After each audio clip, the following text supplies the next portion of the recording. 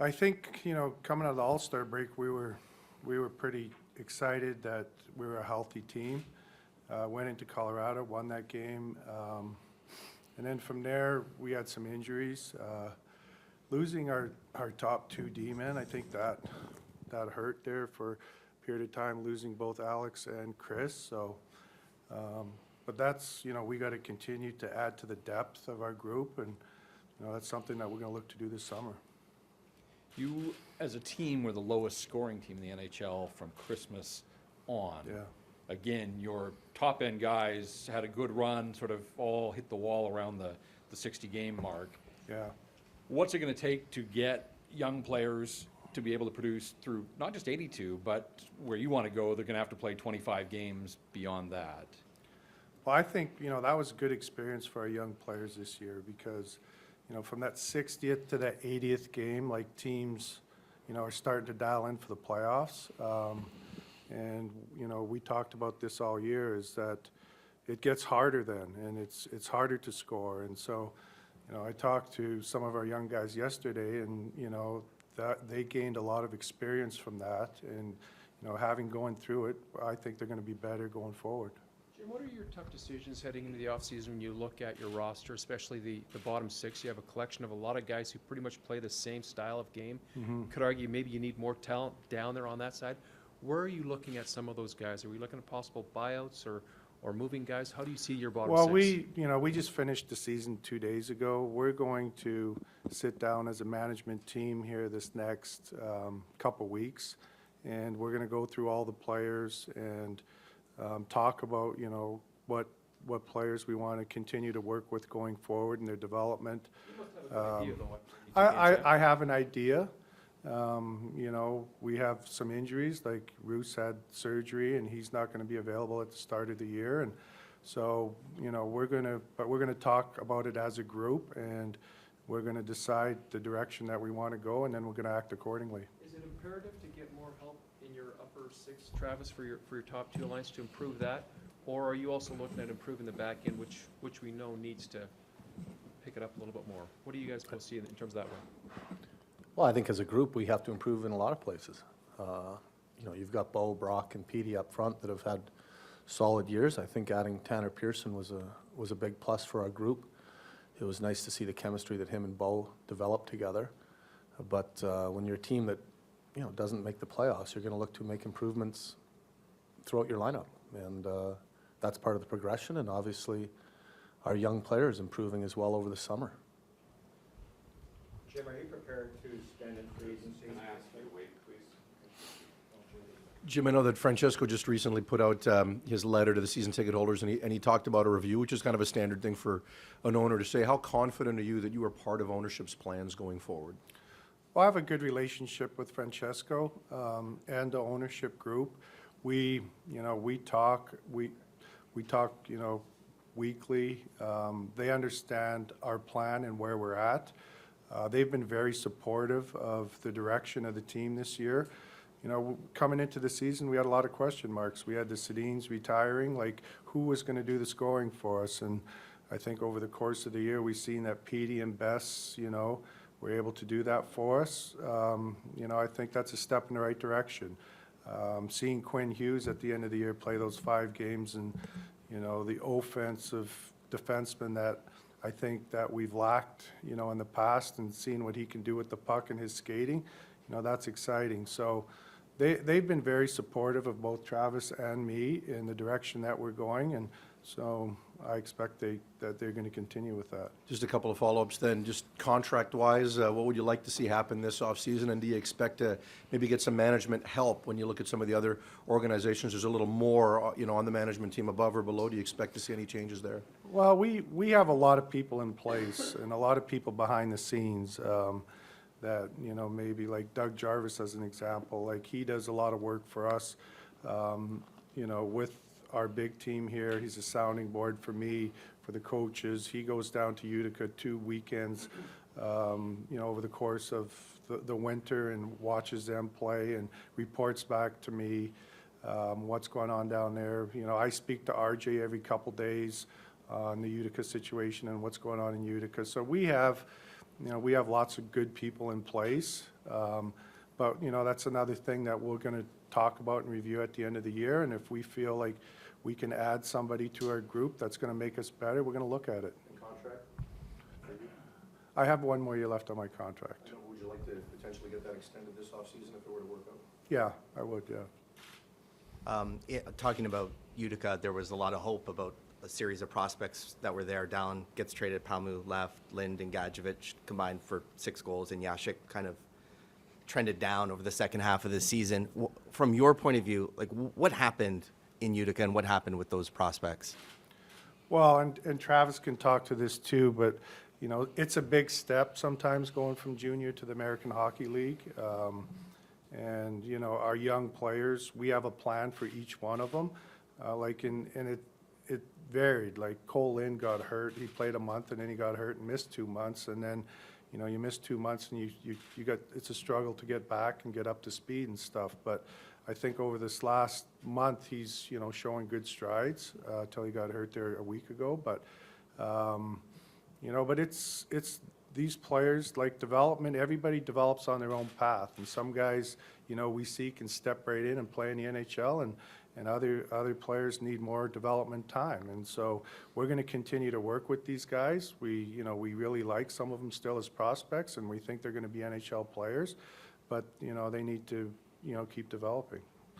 And are you going to look at the situation? Like, are you concerned at all about what happened this year in terms of Well, I development? think, part of what happened is, we ended up getting a bunch of injuries up here, and then we ended up calling, up, players from down below, and then, bringing in East Coast League players that, maybe didn't help out as much, or if they would have had their full team. So they were hurt with injuries, but, when I talked to RJ, I talked to Trent a couple weeks ago, I think those guys have done a real good job down there, and we're going to continue to support them and help them in any way we can. What do you see as the deficiencies on the Canucks roster? Like, what do you think the team needs?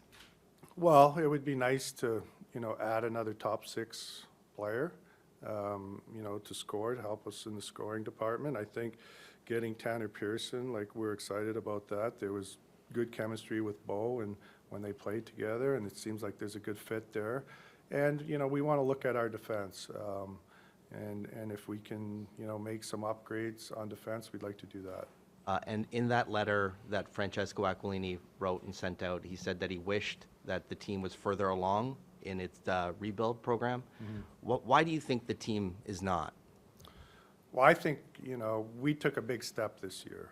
If you look at where we're at the start of the year I think there's a lot of hope for our team. You see our young players, the year Petey had, the year Bess had. Bo, I think, took another step. These are 20, 21-year-old kids, Quinn's 19 playing, and you look at when teams get good and when they win with 26 to 35-year-old players. So these are our best players. So I think, I'm excited about the future. I'm excited about what happened this year and the growth of those young players, and looking forward to training camp. We have lots of work to do this summer to continue to add to this group to get to the next step, but we're going to do the work and hopefully we get there. Jim, those 2 areas you identified, Pearson's a nice get and you help Bo a lot, but to go into free agency, are you prepared to spend, say, for argument's sake, a first-line right winger? Are you prepared to spend in free agency to address that need? Well, in free agency, we're going to look at all of our options, and if there's moves that we can make to address weaknesses that we think we have, we're going to try to be aggressive to address those weaknesses. Priority, though, is it? That's a priority. The back end, too, you do have a surplus of players. You have a lot of RFAs. It's hard to get defensemen, whether you're trading for them or in free agency. Are you of the mind that maybe there's a trade you could broker to get somebody to help in that mix? We're going to look at all of our options, whether it's through trades, whether it's through free agency.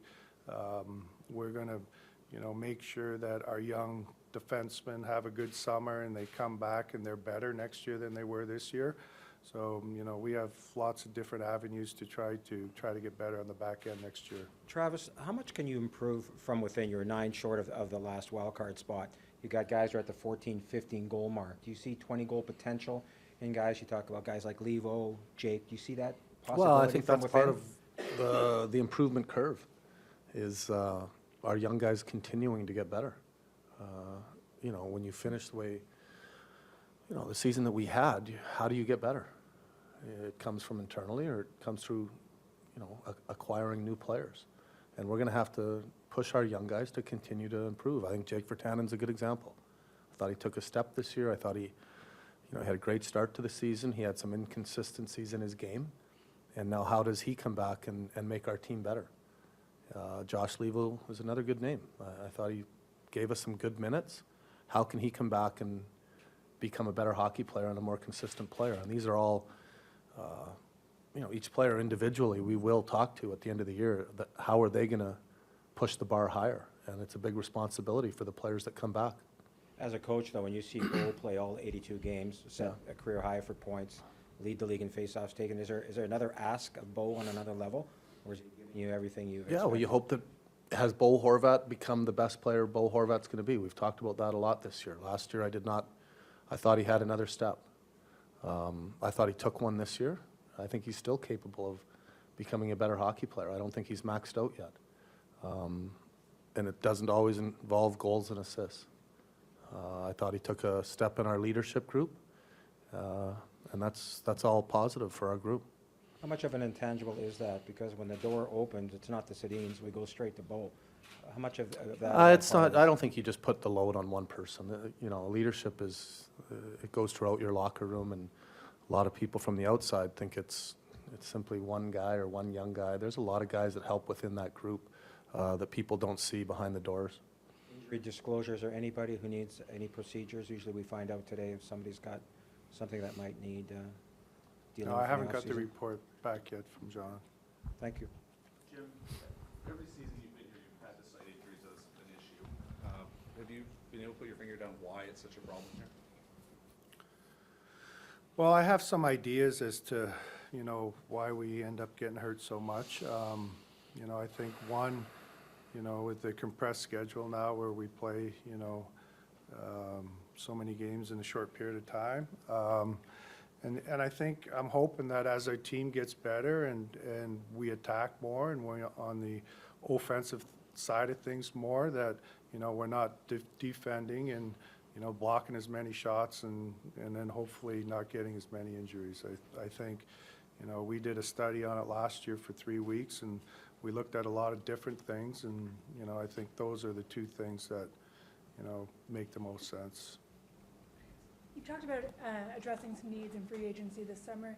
How do you assess the three free agent signings that you made last July 1st and how they came along? Well, I think, you know, going last year we wanted to kind of, we knew we were going to have some young players come in and play on our team, but we wanted to bring in some guys that were going to help with the culture of our team and, you know, that had the daily habits of doing things the right way. And you know, we talked to some of the young players yesterday, and they brought up, you know, how much Jay Beagle helped in the room this year, and you know, helped them in practice time. Like, you know, sometimes when things weren't going good and we weren't winning as many games as we should, like he was always positive with the young players and helped them, you know, get through the year. Same with Roussel. Like I think Roussel, he was a guy that brought energy to our group, and he kind of, you know, led our group into the battle every night, and so, you know, I think, you know, he was good for us this year, and Schaller, you know, had a bit of a tough time like finding his footing, but I thought the last month when he played, like he's, you know, found a spot where, you know, he can help us going forward. But all three of them, and Travis can talk about this too, you know, they were, you know, they changed the culture of our group. You know, like if we look at over the season, there's probably a handful of games that I would say that, you know, we weren't competitive in, that, you know, we were overwhelmed. And I think, you know, those guys, it doesn't always show on the scoreboard and stuff, but the stuff they did in the dressing room and with our young players behind the scenes really helped out. Is Luke Shen one of those guys as well, who's kind of added something to the team that isn't necessarily seen on the score sheet? Yeah, he was good. Like he came in and he was a leader in the dressing room. You know, Travis said he was going to play him with Quinn, and he helped Quinn out there. you know, he came to the defense of, you know, Petey, I remember in one game, and you know, he's a good person. Has, you know, a lot of experience of playing in the league, and he was, you know, he provided a need for us. He was a physical, stay-at-home defenseman, but he moved the puck fast, and I thought he played well for us. Jim, getting back to Utica for just a minute, when you were with us in the intermission the other day on Sportsnet 650, you talked about how you're going to travel down there. Yeah. What are you hoping to accomplish from that I trip just- and getting down there? Yeah, I just want to spend some time with the coaches and, you know, talk to them and, you know, get their thoughts on, you know, I have a pretty good idea in talking to RJ all year and getting his thoughts on the team and Doug Jarvis, but I just want to hear from the coaches and, you know, just spend some time, you know, talking to them and figuring out, you know, some things going forward. How did you assess the performances of some of the players that came up and played on your roster from Utica this season? Well, I think that's, you know, that's the thing that gets overlooked is, you know, Thatcher Demko, you know, he developed there the last few years and came in and, you know, played some good games for us. We've developed him down there. Zach McEwen had a real good year down there and came up and played some games for us.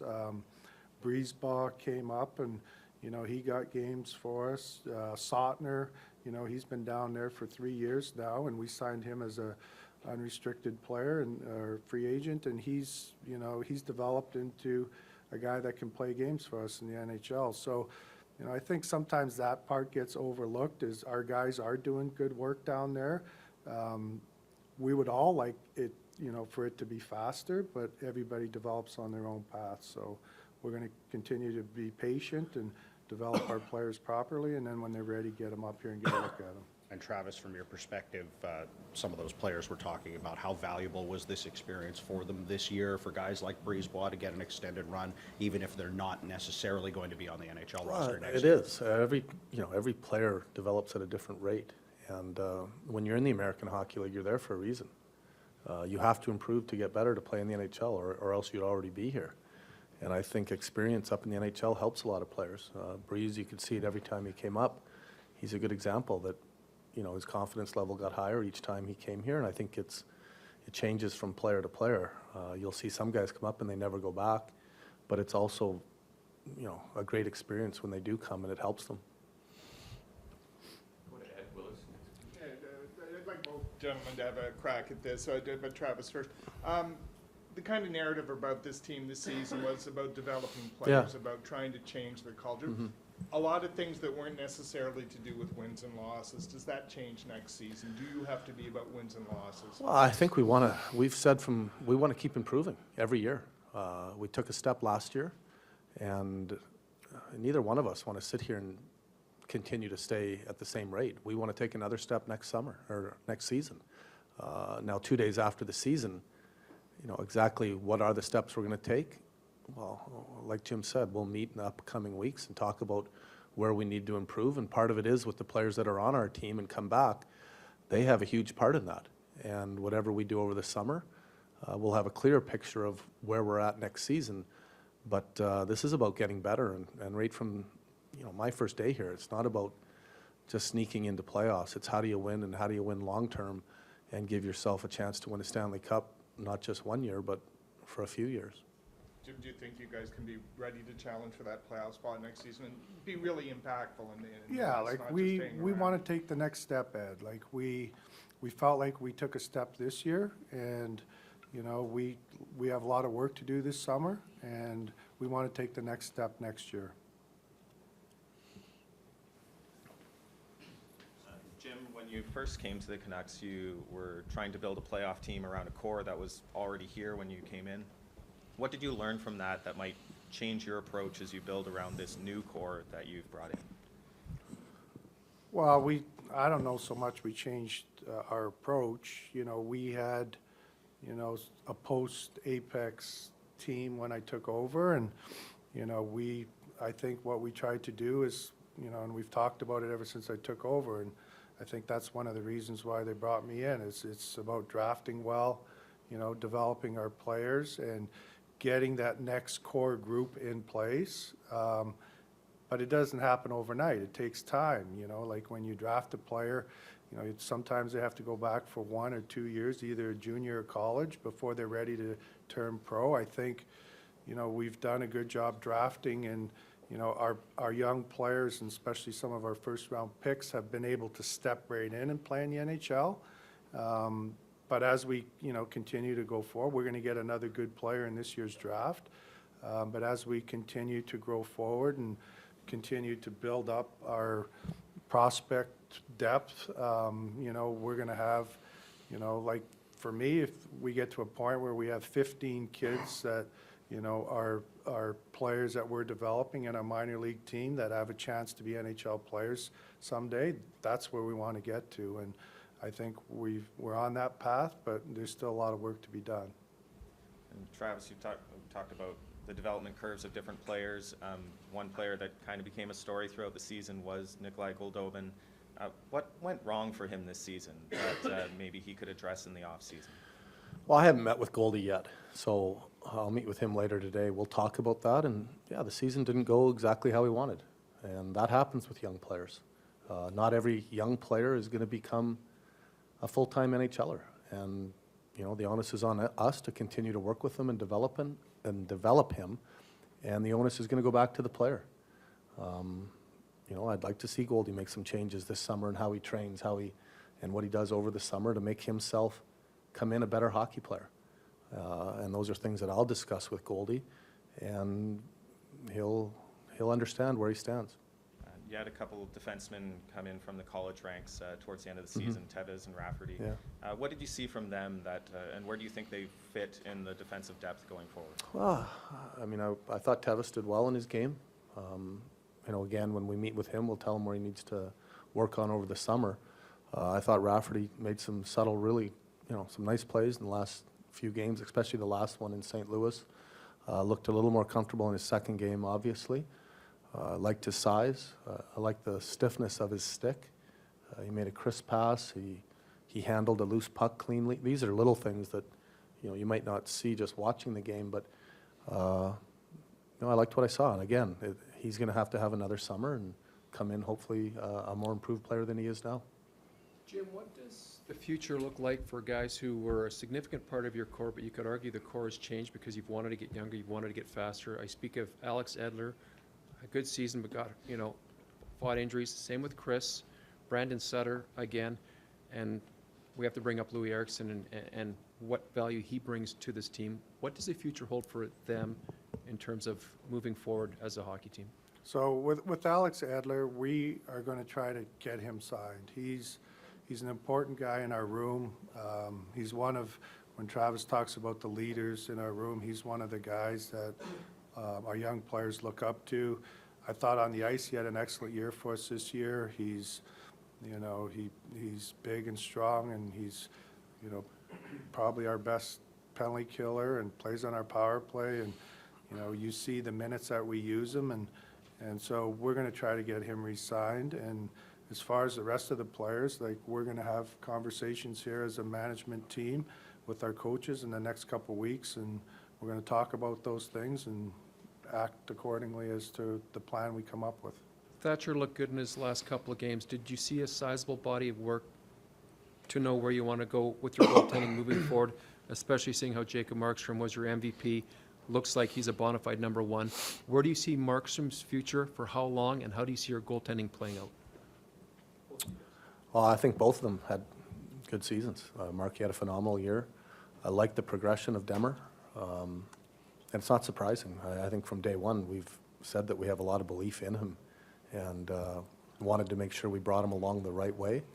You know, obviously injuries derailed a lot of his games played, but he looked sharp down the stretch. I think that's a good problem to have.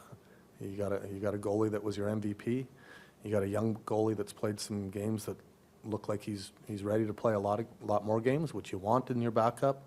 And no, it's a great problem when you have two goalies that were sharp. Jim, what's your thought process moving forward, though, in terms of extension-wise for Jacob? How many years do you give him, especially when you have Demko doing what he did for you?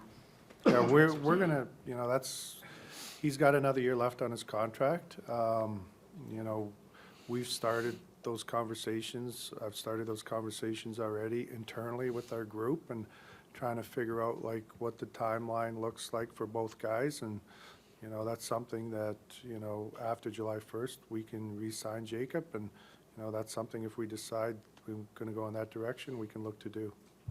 Just before we continue, I'd ask that you keep it to one question so we can get through everyone's questions as we're starting to wrap up here. We'll go to Jeff next, please. The center ice position obviously is so important, and you guys look set now at 1 and 2. Then it gets a little murkier on the depth chart.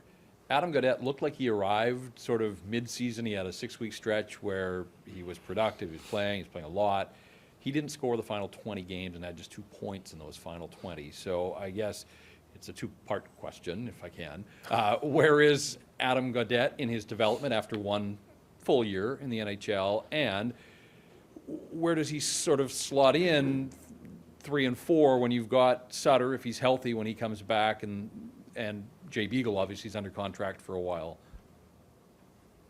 As far as Adam goes, I think you're right. I thought he, down the stretch, a lot like a lot of our young players, it got a little heavy.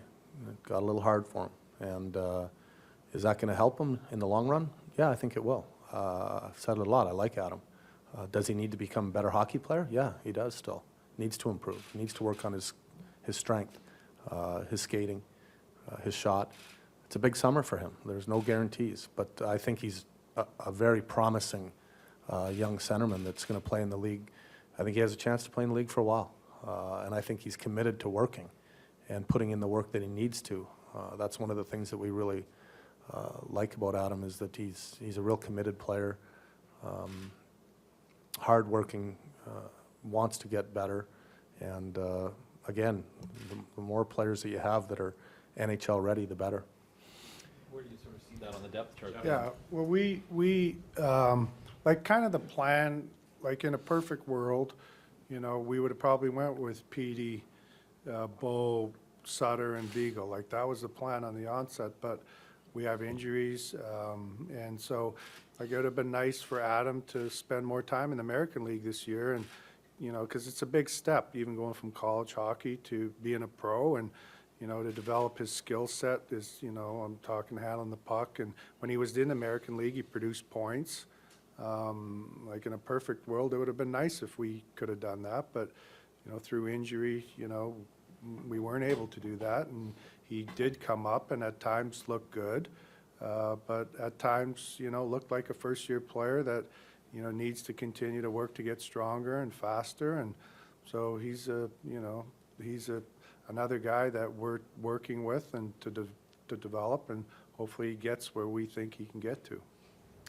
I'll ask you about Sven Baertschi, who you guys have had as a top 6 winger when healthy. Given the concussion history now, how comfortable are you entering next season with him as a potential top 6 guy? And bigger picture, I know you got him back in for a few games at the end of the year, but is there a discussion to be had about his future in hockey? I don't have any question about it. He's healthy at the end of the year. He feels good. You know, again, though, we're going to challenge Sven to come back stronger and better. He's had a long year, missed some time, missed some conditioning, missed some working out, and you know, he's going to have to be a player that comes back and has a strong season. Yeah, like he got off to a good start with us. I think he had like 8 goals in 22 games, and you know, looked like, you know, before he got hurt, like he was going to be that, you know, 20-goal scorer that, you know, we kind of hope and thought he'd develop into. Through injury, you know, he missed a lot of time, and then when he came back, you know, because he missed so much time, his timing was off and stuff, and I thought, you know, had one good game when he came back, but, you know, he has a big summer ahead of him. I talked to him yesterday, and he's going to have to, you know, come into camp and show us that, you know, he's going to be, because he's not a young player anymore. He's a guy that needs to come in and score and give us, you know, offense, and so it's going to be up to him. Sorry, Ben, I guess where I was going with the question was just that concussions are tricky. You can't train for that in the offseason. So given that, are you comfortable bringing him out there knowing that that is just a, you know, a minor moment away from recurring? Well, he's healthy now, and, you know, that's what we go on. You know, he's 100% healthy now. He, I think he's feeling good. So we don't know, like any player that plays, can get concussed, and we're just hoping that, he's back healthy and can play for us next year. Jim, I know Joey, you, then Ed, then Ian, over here at Coos and Botch, and then we're gonna have to wrap it up, guys. Jim, I know you said early at the season start that you wouldn't be talking to Brock Boeser about contract extension until the season's over. What can you tell fans where that sits now, and are you hopeful you can get something done soon? Yeah, we're gonna start talking to his group here this next couple weeks, and, we're hoping that, we can get it done sooner rather than later, but, until we, discuss with them, what they want and what we're, willing to do, that, I don't really know where that sits right now, but we're gonna start that process in the next couple weeks. Jim, where's Ole Ulevi at? And is he at a place in the organization that's commensurate with a 5th overall pick? Yeah, this is a thing, when we talk about our defense and addressing our defenses, we've been trying to look at our defense for the last 3 or 4 years, and that's one of the reasons why we drafted Ole 5th overall, because, we were excited about getting him at 5 because we just think he can be a real good puck moving. He's got his head up. He can move the puck up ice. He's ran into some bad luck with injuries. I talked to him a couple weeks ago. He's on the path to recovery. He's looking forward to having a good summer, and we're hoping that can compete the whole year without being hurt.